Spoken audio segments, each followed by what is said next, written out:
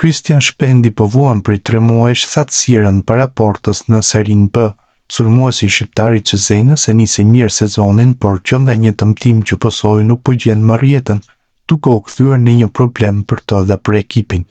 Megjithatë, i sulmuesi i njohur i kësaj skuadre, Dario Hubner, i cili u shpall kolçenuesi më i mirë i Serie A në vitin 2002, insiston se Shpendi mund të kthehet përsëri të jetë tek jepërurës në zonës se ndërron pak mënyrën e lojës. Ai punon shumë për skuadrën, shpenzon energji, por shumë mjaftonës. Duhet shërbyer më shumë, duhet të gjuhaj në portë dhe të shënoj. Unë kam falenderuar gjithmonë shokët e skuadrës që më lejonin të bëja gola duke më vendosur në kushte më të mira për t'i tentuar.